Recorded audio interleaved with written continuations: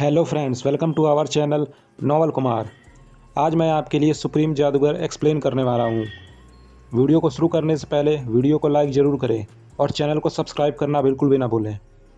मुझे किसी सज्जन के निजी जीवन में ताक झांक करने से नफरत है।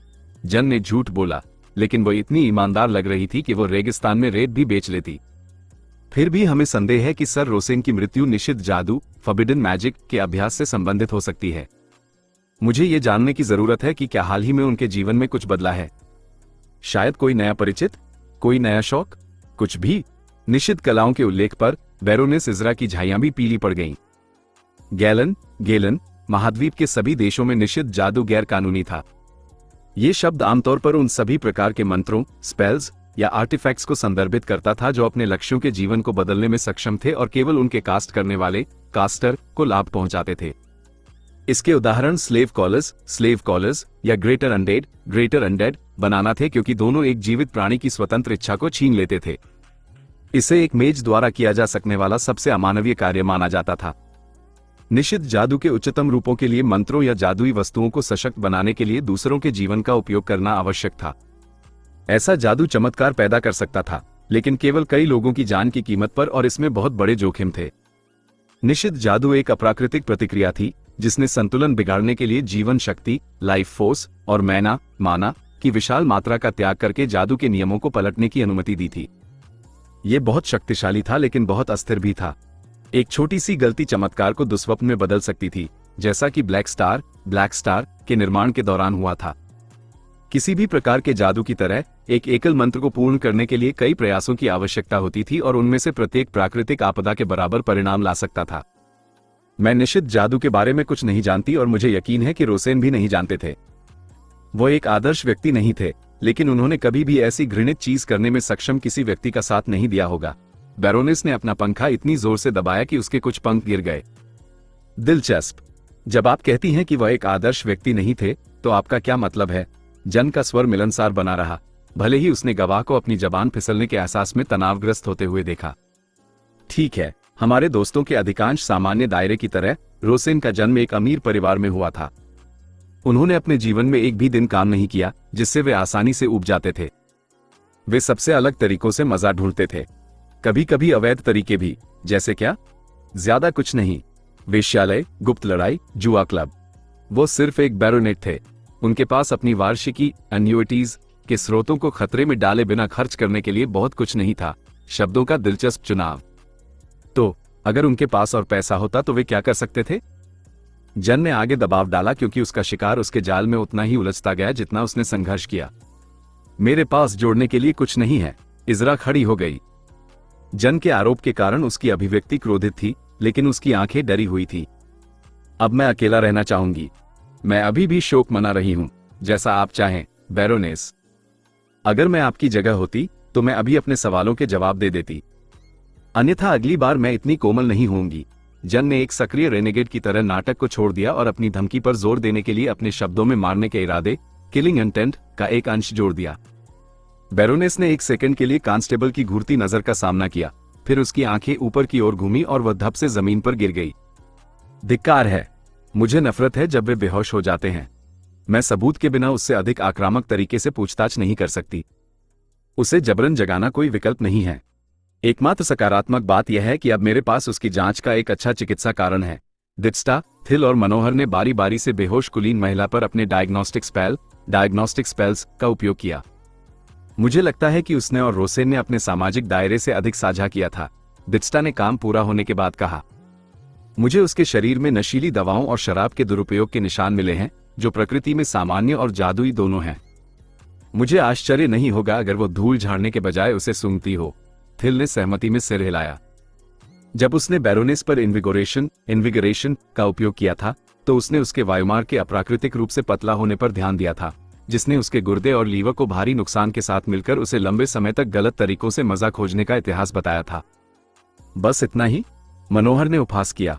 मैं आपको बता सकता हूं कि उसके पास ज्यादा से ज्यादा 5 साल बचे हैं, शायद 15, अगर वह आज से दुरुपयोग करना बंद कर देती है और अपने दिनों के अंत तक खुद को साफ रखती है।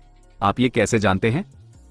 थिल ने दूसरी जांच की, लेकिन उसे आसन मृत्यु का कोई संकेत नहीं मिला। यहां तक कि डेथ विजन ने भी उसे दिखाया कि बैरोनेस को ऑर्गन फेलियर या ओवरडोज के बजाय हिंसक मौत का अनुभव होने की अधिक संभावना थी। उसकी जीवन शक्ति, लाइफ फोर्स का विवरण, डिस्कलरेशन, इससे इतना व्यापक नुकसान हुआ है कि यह स्थायी रूप से बदल गया है। भले ही हम उसके शरीर को साफ करें और उसके अंगों को पुनर्जीवित करें, वो ठीक नहीं हो सकती है। थिल ने स्कैनर का उपयोग किया, लेकिन मनोहर द्वारा बताए गए विवरण का कोई निशान नहीं मिला।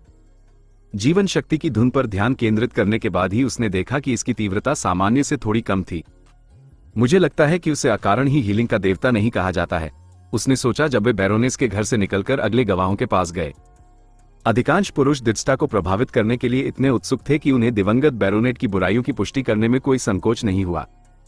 कभी कभी वे स्थानीय अंडरवर्ल्ड के अपने ज्ञान का बखान करने की कोशिश करते हुए खुद को ही फंसा लेते थे। जन ने सब कुछ नोट कर लिया, लेकिन उन्हें जाने दिया। उन्हें आजाद घूमने देना उसके लिए अधिक उपयोगी था। जैसे ही उन्हें एहसास होगा कि उन्होंने क्या किया है, वे घबरा जाएंगे। मैं उन पर और उनके संचार ताबीज पर नजर रखूंगी। थोड़े भाग्य के साथ वे हमें उस व्यक्ति तक ले जाएंगे जो उन्हें मजे की उनकी दैनिक खुराक प्रदान करता है। उसने अभी अपनी बात खत्म ही की थी कि उसका संचार ताबीज बज उठा। एक व्यापारी वर्तमान में अपने सबसे बड़े प्रतिद्वंद्वी की दुकान पर हमला कर रही है। वो बमुश्किल जादुई शक्ति, मैजिक पावर का स्तर रखने के लिए जानी जाती है, फिर भी वह एक अकादमी मेज के योग्य क्षमताएं प्रदर्शित कर रही है। मुझे लगता है, डोरियन की बात जन की गुस्से वाली आवाज से कट गई। इसे छोड़ो, बस मुझे बताओ कहां। उसके ताबीज से ओत्रे का एक होलोग्राफिक मानचित्र प्रकट हुआ, जिसमें थिल के समूह और हमलावर के स्थानों को एक एक लाल बिंदु द्वारा चिन्हित किया गया था। वे अपनी मंजिल की ओर उड़े, जहां उन्होंने एक पूरी इमारत को आग की लपटों में घिरा पाया और एक लंबे कद की मध्यम आयु वर्ग की महिला को देखा, जिसके बाल चेस्टनट रंग के थे और जो आग बुझाने की कोशिश करने वाले हर व्यक्ति पर एक के बाद एक मंत्र छोड़ रही थी। वहां घटनास्थल पर कई मेजेस थे, लेकिन उन्होंने जन के आदेशों का पालन किया और कभी पलटवार नहीं किया। उन्होंने केवल आने वाले मंत्रों को रोका और निवासियों को इमारत से बाहर निकालने में मदद की। अब यह एक ऐसा प्रस्ताव है जिसे आप ठुकरा नहीं सकते, महिला ने पागल हंसी के साथ कहा। एक फायरबॉल मुफ्त और दूसरा भी। विस्फोटों के कारण लकड़ी के टुकड़े और मलबा हर तरफ उड़ने लगा। क्रोधित व्यापारी अपने स्वयं के जादू से घायल नहीं हो सकती थी, लेकिन टुकड़ों ने उसके पैरों, चेहरे और धड़ को छेद दिया था। फिर भी उसे दर्द महसूस नहीं हो रहा था। धिक्कार है, उन घावों के साथ वो कुछ ही मिनटों में मर जाएगी और हम उसे ठीक भी नहीं कर सकते, जन ने कोसा। खोखने के लिए समय नहीं है। थिल, उसका ध्यान भटकाओ। मुझे उसे लकवाग्रस्त, पैरालाइज करने के लिए करीब जाना होगा। मेरा क्या? मनोहर ने शिकायत की जब जन ने हड़बड़ी खोली। मैं भी रानी की सेना का हिस्सा था, पता है? मुझे सारा मजा क्यों छोड़ना पड़ रहा है? जन ने उसे नजरअंदाज किया और पागल व्यापारी के चारों ओर चक्कर लगाया। भगवान का शुक्र है कि मेज बनने की चाह रखने वाले केवल एक ही तत्व, एलिमेंट का उपयोग करना जानते हैं। उसने मन ही मन तिरस्कार किया जब थिल ने आग बुझाने के लिए अग्नि जादू, फायर मैजिक का उपयोग किया। जब उसने उसे जोर से मंत्रोच्चार करते सुना तो महिला गुस्से में मुड़ी। दुर्भाग्य से ऐसा करते समय उसने अपनी आंख से एक एक बिजली का बोल्ट, लाइटनिंग बोल्ट छोड़ा। या शायद नहीं, जन ने सोचा। पागल व्यापारी द्वारा बुलाए गए बिजली के बोल्ट टीयर 1 के मंत्र थे, लेकिन उनकी शक्ति टीयर 3 के बराबर थी। थिल उस पर हमला करने वाली से इतनी दूर था कि उसे हमले से बचने में कोई परेशानी नहीं हुई, जबकि जन इतनी भाग्यशाली नहीं थी। उसकी रॉयल कांस्टेबल की वर्दी गंभीर रूप से घायल होने से पहले बहुत नुकसान सह सकती थी, फिर भी वो चोटिल होना बर्दाश्त नहीं कर सकती थी। उसके आदेशों के कारण ही किसी ने महिला को इमारत को तबाह करने से नहीं रोका था। यदि लक्ष्य उसे पकड़ने से पहले मर गया तो ये सब व्यर्थ हो जाता। स्थिति को और बदतर बनाने के लिए जन ने यह नहीं देखा था कि वह महिला उनके आने के बाद से बिना रुके मंत्रों का उपयोग कर रही थी। अगर उसने मुझे एक बार भी पकड़ लिया तो वह तब तक हमला करती रहेगी जब तक मैं मर नहीं जाती, जन ने सोचा। उसने अपना दाहिना हाथ आगे बढ़ाया, जिसके साथ उसने अपनी उंगलियों के बीच वे 3 सुइयां पकड़ी हुई थी जिनका उपयोग उसने अपने लक्ष्य को लकवाग्रस्त करने के लिए करने की योजना बनाई थी। उन्होंने आने वाले मंत्र पर प्रतिक्रिया करते हुए बिजली की छड़ों, लाइटनिंग रॉड्स का रूप ले लिया जो ऊर्जा को मोड़कर फंसा लेती थी और उसे हानिरहित बना देती थी। जन ने अपने दुश्मन को अक्षम करने के लिए करीब जाने के लिए आश्चर्यजनक प्रभाव का फायदा उठाया, लेकिन व्यापारी ने इतनी तेजी से प्रतिक्रिया दी कि उसकी हर हरकतें लगभग धुंधली थी। वो जन की सुइयों से बच गई और साथ ही उसे लात भी मारी। वो महिला कोई फाइटर नहीं थी। उसका हमला अनाड़ी और साफ दिखने वाला था, जिससे जन को प्रभाव को काफी कम करने के लिए पीछे हटने का मौका मिल गया। फिर भी लात इतनी तेज थी कि उससे बचना मुश्किल था और इतनी हिंसक थी कि उसने उसके फेफड़ों से हवा निकाल दी। थिल भी मुसीबत में था, लेकिन बिल्कुल अलग तरह की। आग बुझाने के बाद उसे समझ नहीं आ रहा था कि क्या करना है। उसके पास पागल व्यापारी को रोकने के अनगिनत तरीके थे, लेकिन उन सभी के लिए उसे जादू का उपयोग करने की आवश्यकता थी। मुझे यह भी नहीं पता कि मैं उसे मारे बिना करीब जा सकता हूं या नहीं, उसने सोचा। लाइफ विजन मुझे दिखाता है कि वह पिछले साइको की तुलना में भी अधिक विश्व ऊर्जा, वर्ल्ड एनर्जी सोख रही है। वो उस मैना पर भोजन करने में सक्षम हो सकती है जो मैं स्वाभाविक रूप से एक जागृत अवेकन के रूप में उत्सर्जित करता हूं, और इसके कारण मैना विषाक्तता, माना पॉइजनिंग से मर सकती है। कोई विचार? हिंसा कोई विकल्प नहीं है, सोलस ने इशारा किया। अगर उसके शरीर को छेदने वाले 10 सेंटीमीटर लंबे धधकते टुकड़े उसे कोई असुविधा नहीं पहुंचाते हैं, तो मुझे संदेह है कि फ्रैक्चर भी उसे रोक पाएंगे। मैं आपके मैना प्रवाह, माना फ्लो को रोक सकती हूं, लेकिन इसका मतलब होगा कि कोई स्पिरिट या फ्यूजन जादू, फ्यूजन मैजिक नहीं। आपके पास संपत्ति के रूप में केवल आपका उन्नत शरीर बचेगा। थिल ने मन ही मन सिर हिलाया और लड़ाई में शामिल हो गया। जन उन कुछ लोगों में से एक थी जिन्हें वह वास्तव में पसंद करता था, शायद बहुत ज्यादा। वे इतने समान थे कि यह उसे लगभग डरा देता था, मुख्य रूप से इसलिए क्योंकि उसे डर था कि वह उसकी तरह अपने परिवार के साथ खत्म न हो जाए। फिर भी वो उसे खोना नहीं चाहता था, नहीं वो चाहता था कि उसके रिश्तेदार उस अनुभव से गुजरें जो उसने काल के साथ झेला था। वे सभी उसके दोस्त थे, यहां तक कि ओरियन भी। व्यापारी ने थिल को करीब आते देखा और तदनुसार प्रतिक्रिया दी, या कम से कम उसने कोशिश की। कद, प्रशिक्षण और काठी में अंतर बहुत अधिक था। फ्यूजन जादू के बिना भी थिल की नजरों में वो धीमी गति, स्लो मोशन में चल रही थी। उसके दाहिने मुक्के ने एक कंकशन पैदा करने के लिए उसकी ठुड्डी की नोक पर सटीक प्रहार किया जिससे वो बेहोश हो जाए। चोट ने जबड़े को एक झटके के साथ अपनी जगह से हटा दिया, लेकिन महिला खड़ी रही। थिल ने अपने बाएं हाथ से उसके लीवर पर प्रहार किया जो उसके आकार से तिगुने व्यक्ति को भी अक्षम कर देता।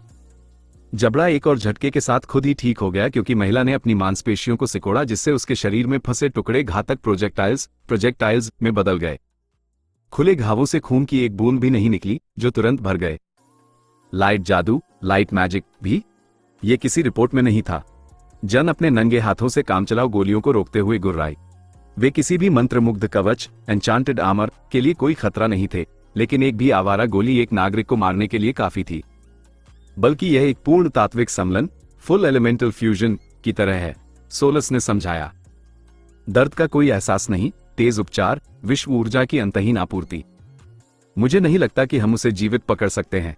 तुम सही कह रही हो, हम नहीं कर सकते, कम से कम अपने आप तो नहीं। थिल ने अपनी बदकिस्मती को कोसा और हमलों की बौछार कर दी। उसने उनकी गति को इतना धीमा रखा कि व्यापारी उन्हें देख सके, लेकिन इतना तेज कि उनसे बचा न जा सके। एक बार जब उसका ध्यान रक्षा पर केंद्रित हो गया तो जन एक भूत की तरह खामोशी से करीब आ गई। उसने व्यापारी की गर्दन के निचले हिस्से में 2 सुइयां चुभाईं, जिससे उसकी रीढ़ की हड्डी कट गई और वह एक कठपुतली की तरह बेजान होकर गिर गई जिसकी डोरियां काट दी गई हों। मैं महसूस कर सकती हूं कि उसका शरीर इतनी तेजी से पुनर्जीवित हो रहा है कि वह मेरी सुइयों को बाहर निकाल रहा है। मैं उन्हें छोड़ नहीं सकती वरना हम फिर से वहीं पहुंच जाएंगे। आपको जो कुछ भी करना है अभी करें, जन ने कहा। सोलस ने थिल के मैना प्रवाह को मुक्त कर दिया जिससे वह एक छोटा मंत्र पढ़ने का नाटक करने के बाद इन्विगोरेशन का उपयोग कर सका। जैसा कि उसने एक और निर्मित मेज के साथ अपनी पिछली मुठभेड़ के दौरान डर महसूस किया था, जो कुछ भी महिला को जबरदस्ती विश्व ऊर्जा खिला रहा था, उसने उसकी मैना को भी चूसने का प्रयास किया। इस बार थिल तैयार था और सच्चा जादू, ट्रू मैजिक, पूरी तरह से इच्छाशक्ति के बारे में था। महिला के मैना कोर, माना कोर में स्थित भांवर, वॉटेक्स और थिल ने उसकी मैना के लिए रस्साक्षी की। उसे अपनी ऊर्जा को उसके कोर तक पहुंचने से रोकते हुए व्यापारी के शरीर को विसंगतियों के लिए स्कैन करना था। अभ्यास के अपने इन सभी वर्षों और उसके नीले कोर द्वारा प्रदान की गई नई शक्तियों के साथ भी ये थिल द्वारा किए गए सबसे कठिन कार्यों में से एक था। इन्विगोरेशन से मैना को एक स्थान पर इतनी देर तक रखना कि वह कुछ पता लगा सके, उसके अत्यधिक ध्यान की मांग कर रहा था। जब भी मैना का एक छोटा सा अंश भी उसके नियंत्रण से बाहर हो जाता तो उसे वापस पाने और सब कुछ शुरू से शुरू करने के लिए मजबूर होना पड़ता। सेकंड मिनटों में बदल गए क्योंकि थिल के मन और शरीर पर लगातार तनाव ने उसे थका दिया। सामान्य परिस्थितियों में इन्विगोरेशन उसकी ऊर्जा को लगातार बहाल करता, हालांकि भंवर के कारण विश्व ऊर्जा उसके और व्यापारी के बीच फंस जाती, जो उसके कोर को फिर से भरने में असमर्थ रहती। ऐसी स्थिति में थिल टीएफ5 मंत्र का उपयोग करने वाले एक नकली मेज से अलग नहीं था। मैं अब और नहीं कर सकता। प्रोफेसर, आप इसे आजमा सकते हैं। थिल हर शब्द पर हौंफ रहा था। उसका चेहरा प्रयास से पीला और पसीने से तर था। केवल टियर 5 मंत्रों का उपयोग करें, अन्यथा आप उसे मार देंगे, उसने मनोहर को चेतावनी दी। तुम्हारी बात का कोई मतलब नहीं है बच्चे, कोई कम शक्तिशाली मंत्रों का उपयोग क्यों करेगा? प्रोफेसर ने इसे ऐसा बना दिया जैसे टियर 4 और उससे नीचे के मंत्र केवल मामूली खेल हों। जैसे ही उनके हाथों ने आवश्यक संकेतों को पूरा किया, उनकी अभिव्यक्ति बदल गई। मनोहर ने महसूस किया कि कुछ उसकी मैना चुराने की कोशिश कर रहा है और तदनुसार प्रतिक्रिया दी। यह उसकी पहली लड़ाई नहीं थी, लेकिन उसने पहले कभी इतने भयंकर प्रतिद्वंद्वी का सामना नहीं किया था। अचानक मनोहर अभिमानी, ऊबा हुआ या उत्साहित नहीं लग रहा था। अपने जीवन में पहली बार हीलिंग का देवता एक भटका हुआ विचार रखने का जोखिम भी नहीं उठा सकते थे। जो आमतौर पर उसके लिए इतना स्वाभाविक आता था कि वह मामूली लगता था, अब एक कठिन कार्य था। आपको और कितना समय चाहिए? मैं थक रही हूं। जन की मांसपेशियां लगातार तनाव से दुख रही थी। दित्स्टा उसे कुछ जीवन शक्ति देना चाहती थी, लेकिन वो जानती थी कि उसका मंत्र कोई अच्छा करने से पहले ही बाधित हो जाएगा। चिंता मत करो, मेरा काम हो गया, मनोहर ने महिला से दूर हटते हुए कहा। जन की सुइयों ने उसके शरीर को ब्लॉक कर दिया था, लेकिन उसका चेहरा अभी भी हिल सकता था। ये भय और पीड़ा के मुखौटे में बदल गया जब प्रोफेसर ने उसके पेट से एक पीला गोला, येलो स्फीयर, निकाल लिया, जिससे वो मौके पर ही मर गई। क्या उसने अभी अभी उसके शरीर से उसका मैनाकोर बाहर निकाल लिया? लित ने अपनी आंखों पर विश्वास न करते हुए पूछा। हाँ, मेरा मतलब है नहीं। सोलस नहीं जानती थी कि क्या उत्तर दे। ए चुनो, धिक्कार है। नहीं, उसने नहीं निकाला। उसका कोर नारंगी ऑरेंज था, पीला नहीं। जो भयानक है वह यह है कि भंवर पैदा करने वाले पदार्थ का पता लगाने के बाद मनोहर ने इसे निकालने से पहले एक ही स्थान पर ले जाने के लिए इसके प्रभावों का फायदा उठाया। हमने अभी जो देखा वो उसके जीवन के सार, लाइफ एसेंसेस से बने भंवर को जीवन शक्ति और मैना की कई परतों में लपेटने के बाद उसे इकट्ठा करना था। वो गोला उसका कोर नहीं है, लेकिन यह उसके जैसा दिखता है क्योंकि यह उस बेचारी महिला के जीवन के सार से बना है। क्या आपने अभी उसे मार डाला? जन को अंदाजा नहीं था कि क्या हुआ था, फिर भी वह जानती थी कि जवाब जो भी हो वह उसे पसंद नहीं आने वाला था। बिल्कुल, इन बेवकूफ एरेस के कारण मैं नमूने को अपने आयामी ताबीज, डायमेंशनल एम्यूलेट के अंदर संग्रहित नहीं कर सकता। अगली सबसे अच्छी चीज नमूने को इसे खराब होने से बचाने के लिए पर्याप्त जीवन शक्ति के साथ इकट्ठा करना था, और मैंने यही किया। मनोहर ने कंधे उचकाए। किसका नमूना? जन ने पूछा। अच्छा सवाल है। उसके शरीर के अंदर कुछ ऐसा था जिसने उसे मैना सोखने की अनुमति दी। इसलिए वो इतने सारे मंत्र पढ़ सकती थी और इसलिए उसके जैसे लोग मंत्र की चपेट में आने पर मर जाते हैं। ये सिर्फ मैना विषाक्तता है, उसने समझाया। क्या उसे मारना वास्तव में आवश्यक था? मुझे उसे जीवित पकड़ने और उससे ये पता लगाने की उम्मीद थी कि उसने अपनी शक्तियां कैसे प्राप्त की। ये समय की बर्बादी होती। मनोहर ने आपत्ति जताई। उसका शरीर मैना के ओवरलोड से ढहने वाला था। इस तरह कम से कम हमने मरती हुई महिला की बड़बड़ाहट से ज्यादा कुछ हासिल किया। क्या होगा अगर हम यहां पहले पहुंच जाते? क्या तब आप उसे बचा पाते? उसने मनोहर और लित दोनों से पूछा। लित ने सिर हिलाया। वो लगभग ढहने से पहले महिला के सिस्टम में एक विदेशी पदार्थ की उपस्थिति की पहचान करने में बमुश्किल सक्षम था। अभी नहीं। सबकी उम्मीदों के विपरीत मनोहर का सामान्य अटूट आत्मविश्वास आज छुट्टी पर लग रहा था। मुझे नहीं पता कि यह किसी मंत्र, आर्टिफैक्ट या कीमिया, एल्केमी का परिणाम है, उसने अपने बाएं हाथ के ऊपर तैरते हुए चमकते गोले की ओर इशारा करते हुए कहा। मुझे जिस बात का यकीन है वो ये है कि नमूने का अध्ययन करने के बाद मैं समाधान खोजने में सक्षम हो जाऊंगा। लेडी एनास ने जली हुई इमारत के अवशेषों को देखते हुए आ भरी। उन्होंने इतना जोखिम उठाया और बदले में केवल कचरा मिला। आज के लिए इतना ही काफी है। आप लोग एसोसिएशन वापस जाएं और पता लगाएं कि हम आखिर किस चीज से निपट रहे हैं। तब तक मैं शहर के गार्ड को निर्देश दूंगी कि अगर दूसरा हमला होता है तो निर्मित मेजर्स से कैसे निपटना है। लित, टिस्टा और मनोहर ने निर्देशानुसार किया। हाथ में एक नया खिलौना होने के कारण मनोहर अपनी लैब नहीं छोड़ेंगे जब तक कि वह इस पहेली का समाधान नहीं ढूंढ लेते।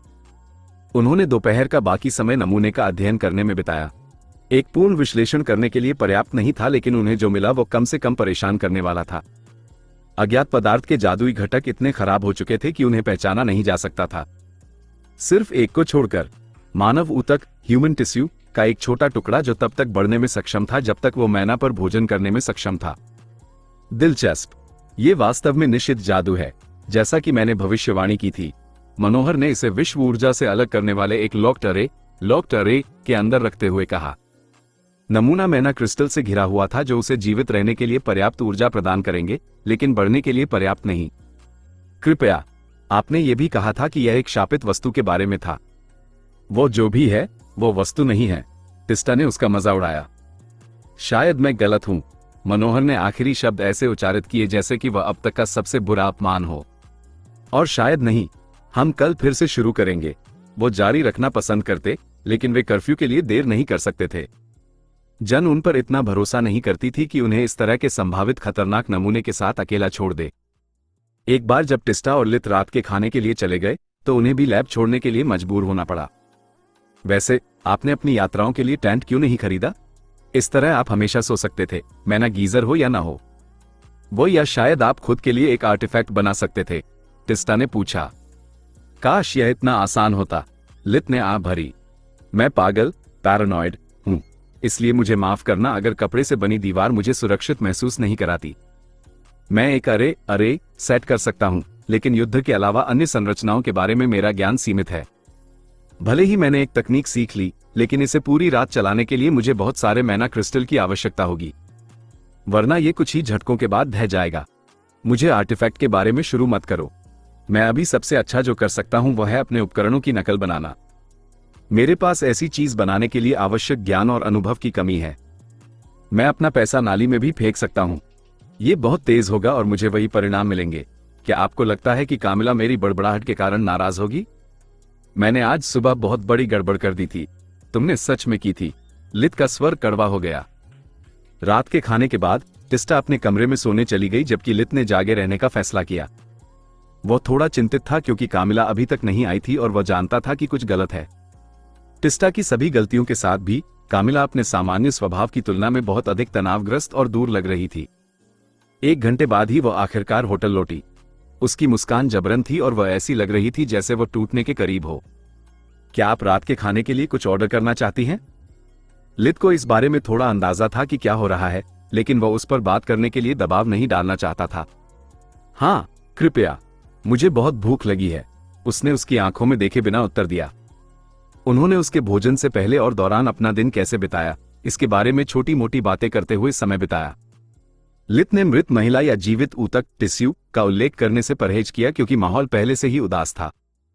मुझे नहीं लगता कि इसे कहने का कोई अच्छा तरीका है, इसलिए मैं इसे बस कह दूंगी, कामिला ने कहा जब लित ने उसे एक कप चाय दी।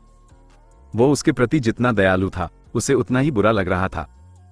मुझे लगता है कि हमें चीजों को थोड़ा धीमा करना चाहिए। शायद हमारे रिश्ते के बारे में सोचने के लिए थोड़ा समय लेना चाहिए। क्या यह आपको ठीक लगेगा? उसने एक सांस में कहा, अपने सीने पर महसूस हो रहे बोझ को कम करने की कोशिश करते हुए। बिल्कुल नहीं, लित अपनी पसंद के हिसाब से थोड़ा ज्यादा तेजी से बोल पड़ा। मेरा मतलब है, आप जो भी फैसला लेंगी मैं उसका सम्मान करूंगा, लेकिन क्यों? क्या इसलिए कि टिस्टा ने जो कहा? नहीं, बिल्कुल नहीं। उस मूर्खतापूर्ण बातचीत को याद करते हुए वो हंसी। उसकी मुस्कान और उसकी हंसी दोनों ने लित को राहत की सांस लेने पर मजबूर कर दिया। तो फिर क्यों? ये जटिल, कॉम्प्लिकेटेड है। उसने अपनी डेस्क से दूर रहने के दौरान हर मिनट अपना मन बनाने की कोशिश में बिताया था, लेकिन कोई फायदा नहीं हुआ। जटिल यानी मैं इस बारे में बात नहीं करना चाहती, या मुझे नहीं पता कि क्या करना है, जैसा? लित ने अस्पष्टता से नफरत की। उसने लटके रहने के बजाय स्पष्ट होना पसंद किया। दोनों, कामिला ने उत्तर दिया, यह नहीं जानते हुए कि क्या कहे। लित ने कुछ देर विचार किया, ये सोचते हुए कि कामिला के मन में इतनी जल्दी ऐसा बदलाव क्यों आया होगा। उसे याद आया कि उसने उसे भी नहीं बताया था कि उसे ओथरे क्यों भेजा गया था। उसके पास एकमात्र वास्तविक सुराग जिनी के शब्द थे कि कामिला पर विश्वास करो, और उसने उन पर कैसी प्रतिक्रिया दी थी। मुझे पता है कि हम एक दूसरे को बमुश्किल 2 हफ्तों से जानते हैं और तुम्हारे पास मुझ पर भरोसा करने का कोई वास्तविक कारण नहीं है, लित ने कहा। इसलिए अगर तुम्हें कुछ एकांत स्पेस चाहिए क्योंकि तुम्हारे व्यक्तिगत जीवन में कुछ हुआ है, तो बस मुझे बताओ और मैं और अधिक पूछताछ प्राय नहीं करूंगा। फिर भी यदि सेना आर्मी का कोई व्यक्ति हमारे रिश्ते के बारे में तुम पर दबाव डाल रहा है, तो मुझे लगता है कि मुझे जानने का अधिकार है, क्योंकि यह सिर्फ तुम्हारी समस्या नहीं होगी बल्कि हमारी समस्या होगी। तुम्हें अकेले ऐसा बोझ उठाने के लिए मजबूर नहीं किया जाना चाहिए। ये चाहे जिसके बारे में भी हो, जान लो कि मैं तुम्हारे जीवन का हिस्सा तब तक नहीं बनूंगा जब तक तुम नहीं चाहोगी। लित के शब्दों ने एक नस को छू लिया। कामिला की आंखें कमरे में इधर उधर भटकने लगी, लगभग इस उम्मीद में कि उसे स्वर्ग से कोई संकेत मिलेगा या कम से कम अपनी कठिन परिस्थिति से बाहर निकलने का कोई रास्ता मिल जाएगा। उसने अपनी आंखों में देखने से पहले एक पल के लिए दरवाजे को घूरा। मैं अपनी समस्याओं से हमेशा के लिए नहीं भाग सकती, उसने सोचा। अगर मैं सही हूं और कमांडर बेरियन ने मुझे यहाँ अपने मोहरे पॉन के रूप में भेजा है, तो मुझे लित के प्रति अच्छा होना चाहिए था, बहुत मुस्कुराना चाहिए था, और कमांडर के एजेंडे को आगे बढ़ाने के लिए उसके साथ सोना भी चाहिए था। मैं वैसा नहीं बनना चाहती और नहीं मैं इस तरह सेना के रैंक्स में ऊपर जाना चाहती हूँ। शायद लित उतना अच्छा नहीं है जितना वह दिखता है, लेकिन कम से कम वह अब तक ईमानदार रहा है। अगर मुझे एक कठपुतली पपेट की तरह जीना है तो बेहतर होता कि मैं अपने परिवार से भी नहीं भागती। मैं डर के मारे अपनी गरिमा नहीं बेचूंगी। मैं खुद की इतनी ऋणी हूं। कामिला ने कांपने की पूरी कोशिश नहीं की जब उसने उसे ओथरे भेजे जाने से पहले बेरिन के साथ अपनी बातचीत के बारे में बताया। फिर भी वह विफल रही। वह एक असंभव स्थिति में थी जहां उसे या तो अपनी नौकरी खोने के लिए मजबूर किया गया था, जो उसके जीवन में एकमात्र सुरक्षित ठिकाना था, या खुद को। लित ने बिना एक शब्द कहे या उसे सांत्वना देने की कोशिश किए बिना सुना। तो अब मैं फंस गई हूं, चाहे मैं कुछ भी करूं। अगर मैं हमारे बीच कोई दूरी बनाती हूं तो कमांडर समझ जाएगा कि मैं उसकी बात नहीं मान रही हूं और मुझे सजा देगा। अगर मैं तुम्हारे साथ रहती हूं तो मैं हमेशा खुद से पूछूंगी कि क्या मैं ऐसा इसलिए कर रही हूं क्योंकि मैं हमें एक मौका देना चाहती हूं, या सिर्फ इसलिए क्योंकि मैं आज्ञा न मानने से बहुत डरती हूं। वह रोई नहीं और उसकी आवाज दृढ़ रही। फिर भी उसकी पीड़ा देखकर लित को कुछ अपराधबोध, गिल्ट महसूस हुआ, लेकिन ज्यादातर वो गुस्से में था। उसने शांत होने और सोलस के साथ स्थिति का आकलन करने के लिए कुछ गहरी सांसें लीं। तभी उसने उसे मृत महिला, जीवित ऊतक टिश्यू के नमूने और मनोहर के सिद्धांत के बारे में अपने संदेहों के बारे में बताया। तुम मुझे ये सब क्यों बता रहे हो? उसने पूछा। क्योंकि एक हैंडलर के रूप में मैं तुम्हें वैसे भी यही बताता। मैंने इसका पहले उल्लेख नहीं किया क्योंकि मैंने देखा कि वह महिला जिसे मैं अपनी प्रेमिका बनने की आशा करता हूं, वो उदास महसूस कर रही थी और मैं उसके रात के खाने को वीभत्स, गोरी विवरणों से खराब नहीं करना चाहता था। उसने उत्तर दिया। मेरा मतलब तुमसे कुछ भी छुपाना नहीं था। मुझे पता है कि तुम्हारी नौकरी तुम्हारे लिए कितनी महत्वपूर्ण है। शायद तुम्हें दो तरफा नेम टैग पहनना चाहिए ताकि मुझे पता चले कि कब कामिला से बात कर रहा हूं और कब अपने हैंडलर से। वह अपने ही मजाक पर मुस्कुराया। धन्यवाद, मैं इस बारे में सोचूंगी। उसके होंठ एक हल्की मुस्कान में मुड़ गए जब उसने अपना एक हाथ उसके कंधे पर रखा। उसने उसे पकड़ लिया, उसकी गर्माहट की सराहना करते हुए। उस पल वह कई चीजों के लिए आभारी थी। लित के लिए उस पर गुस्सा न होने के लिए, अतीत के बजाय वर्तमान काल में उनके बारे में बात करना जारी रखने के लिए, और बस उसके लिए मौजूद रहने के लिए बजाय उन वादों के जो वह निभा नहीं सकता था। ये बहुत ज्यादा नहीं था, लेकिन उस समय उसके पास बस इतना ही था। सबसे बढ़कर कामिला सही काम करने का साहस खोजने के लिए खुद की आभारी थी। उसका भविष्य अभी भी डरावना था, लेकिन चाहे जो भी हो, वो उसका डटकर सामना करने में सक्षम होगी। अगली सुबह कामिला और लित लगभग एक ही समय पर जागे। स्वीट में एक से अधिक बेडरूम थे, जिससे उन्हें अलग अलग सोने की अनुमति मिली। मेरी किस्मत के साथ ये केवल समय की बात है जब चीजें मेरे चेहरे पर फटने लगेंगी। मुझे हर रात आराम करने की जरूरत है ताकि इन्विगरेशन अपनी अधिकतम दक्षता, एफिशिएंसी बनाए रखे, उसने सोचा। मैं उस चीज के बारे में सोचती रहती हूं जो मनोहर को बनाए गए जादूगर के अंदर मिली थी। सोलस ने उसका ध्यान कामिला की स्थिति से हटाने की कोशिश की। वह आसानी से लित की भावनाओं से संबंधित हो सकती थी। उन दोनों के अंदर एक गहरा दुख था जो केवल अलगाव की निरंतर भावनाओं से और बढ़ गया था जो उन्हें सता रही थी। लित अपने सभी रहस्यों के कारण, सोलस क्योंकि उसका अपना कोई जीवन नहीं था। समय के साथ यह उनके शरीर का उतना ही हिस्सा बन गया था जितना कि उनके माध्यम से प्रवाहित होने वाला मैना माना। किसी को जादुई शक्तियां क्यों दे, खासकर यदि वे अपने उपयोगकर्ता के लिए उतने ही खतरनाक हों जितने कि वे अपने आसपास के लोगों के लिए हैं? सोलस को, लित ने उत्तर दिया। बिना सोचे समझे कहूं तो अराजकता पैदा करने के लिए, कृत्रिम अवेकन लोगों को जन्म देने के लिए, या अपने आप पर उपयोग करने से पहले प्रयोगशाला के चूहों, लैब रैट्स पर एक फॉरबिडन स्पेल का परीक्षण करने के लिए। यही मैं करूंगा। चर्चा एक सेकंड से भी कम समय में सैद्धांतिक से परेशान करने वाली हो गई थी। सोलस अच्छी तरह जानती थी कि लित ऐसी चीजों के बारे में बात करते समय कितना गंभीर था। उसके मन में वह अब अपने जीवन के साथ खिलवाड़ करने के लिए बेरियन को बार बार मार रहा था। सौभाग्य से, इससे पहले कि उसकी जीवंत कल्पना एक पूरी डरावनी फिल्म, स्लैशर मूवी निर्देशित कर पाती, टिस्टा ने दरवाजे पर दस्तक दी। आपको परेशान करने के लिए माफी चाहती हूं दोस्तों, लेकिन कल हुई उन सभी घिनौनी चीजों के साथ मुझे या तो कुछ साफ चाहिए या मुझे नाश्ता छोड़ना होगा। पुराने ठरकी लोगों, क्रीप्स और मनोहर के बीच मेरा बेचारा पेट अभी भी कलाबाजियां खा रहा है। उसने देखा कि दोनों बिस्तर नहीं बने, अनमेड थे। मेरी पसंदीदा मालकिन, मिस्ट्रेस, कैसी है? मुझे तुम्हारी उस चकाचौंध भरी मुस्कान की जरूरत थी जिसके बारे में मेरा भाई कल हमेशा बात करता रहता है। टिस्टा को अंदाजा नहीं था कि उनके बीच क्या गलत था। अपराध बोध की एक हल्की भावना ने उसे अपनी पिछली भूलों को सुधारने का प्रयास करने के लिए प्रेरित किया। मालकिन से तुम्हारा क्या मतलब है? कामिला धीरे से हंसी। वो कुछ साफ पाकर खुश थी। लित के साथ अकेले रहना थोड़ा अजीब था, जो कल रात हुआ था और जो नहीं हुआ था उसके बीच। वो उसे स्वीट में सोने देने के लिए सहमत हो गया था ताकि बेरियन को संकेत न दिया जा सके कि वो उसके नियमों से नहीं खेलने वाली थी, और उसे सोचने के लिए कुछ समय दिया। टिस्टा ने उसे समझाया कि वह आमतौर पर लोगों को यह विश्वास दिलाकर कैसे धोखा देती थी कि वह लित की पत्नी थी ताकि उसे परेशान न किया जाए। कुछ लोग भाई की घूरती आंखों का सामना करने के लिए पर्याप्त बहादुर होते हैं, लेकिन एक पति बहुत अधिक डरावना होता है। उसने आंख मारी।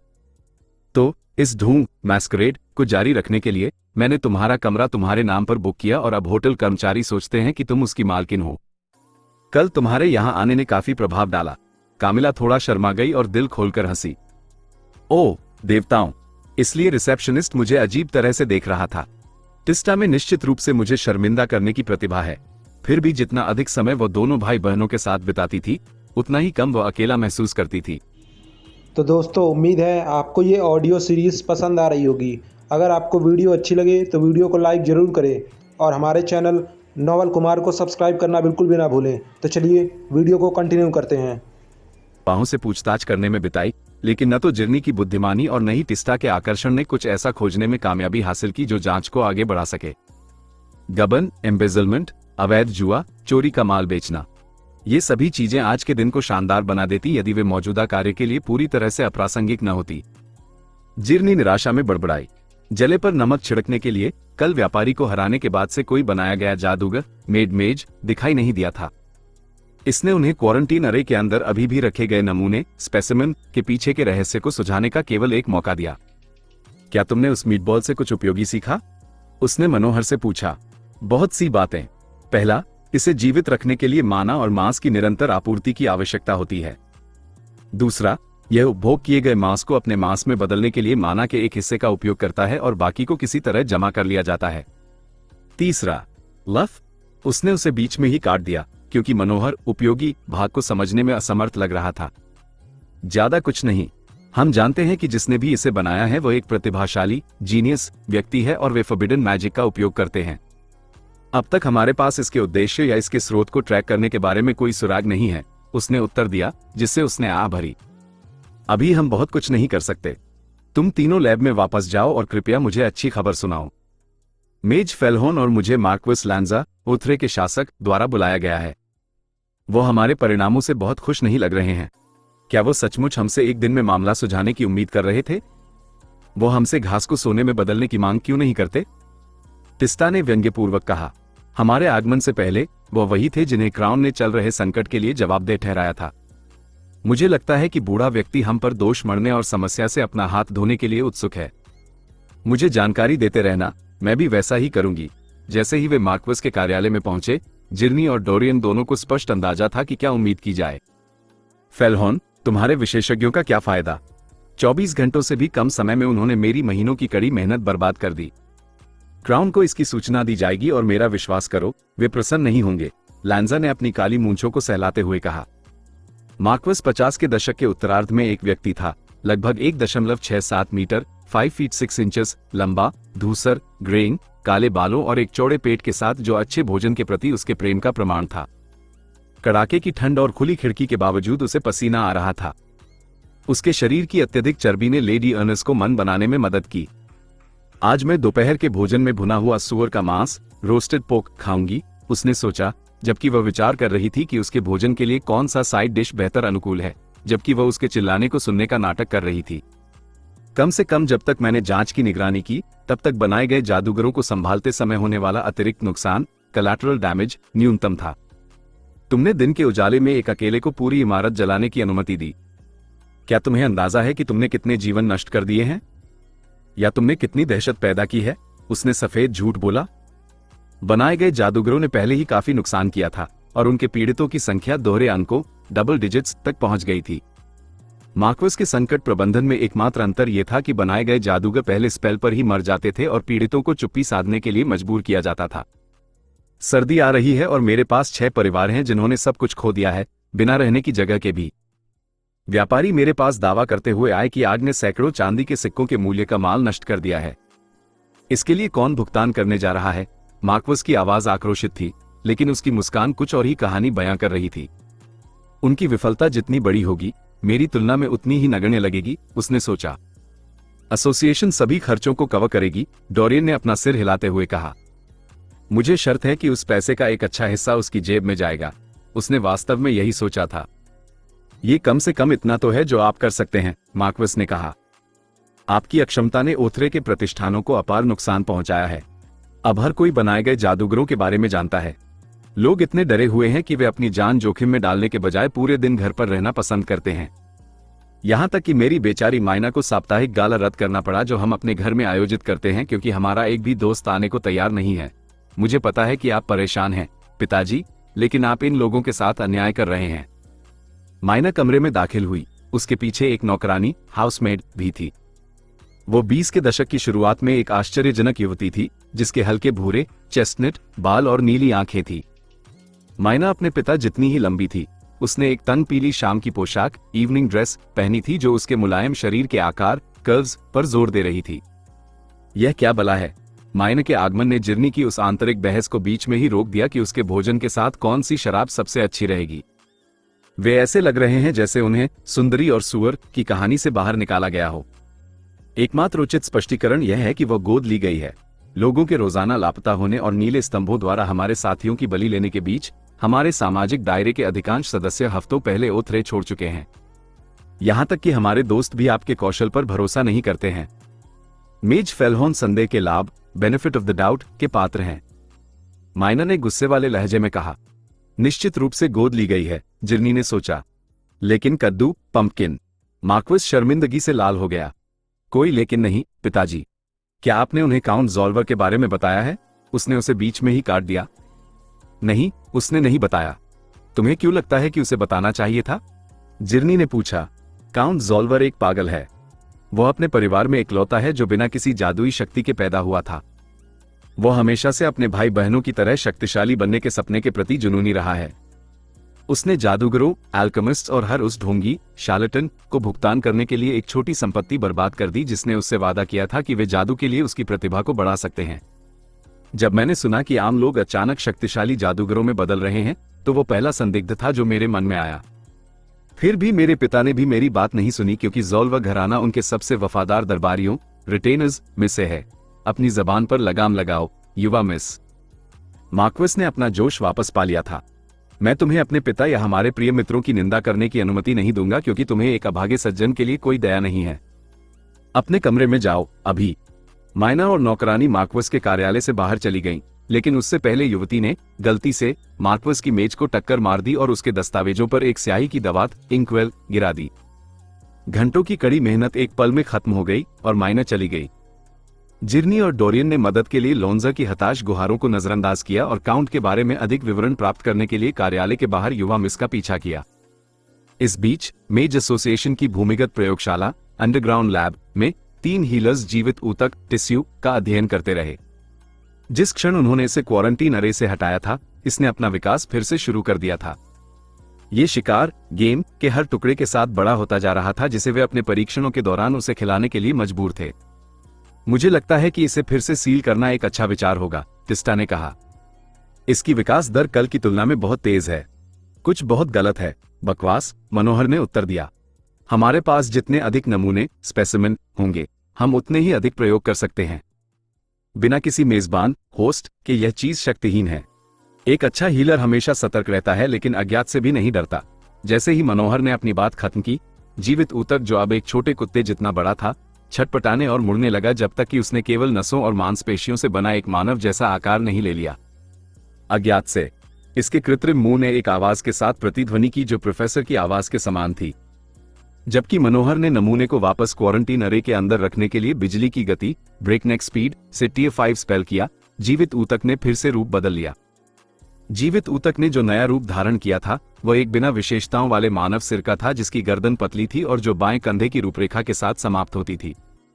ये लत को एक टूटे हुए पुतले, मैनेकन, की याद दिलाता, अगर इसकी नीली आंखें चमक नहीं रही होती। ये बुरा है, उसने कहा। मैं इसके बारे में निश्चित नहीं हो सकता, लेकिन मैंने नीली आंखें केवल नेक्रोमांसी की कलाओं के दौरान देखी हैं। अगर मैं सही हूं और सिद्धांत वही है, तो हम पर नजर रखी जा रही है। सिर के होंठ एक मुस्कान में मुड़ गए, जिससे लत के संदेह की पुष्टि हो गई। मनोहर ने अपना स्पेल पूरा कर लिया था, लेकिन कुछ नहीं हुआ। शानदार। एसोसिएशन के एरेस के बावजूद रिमोट कंट्रोल।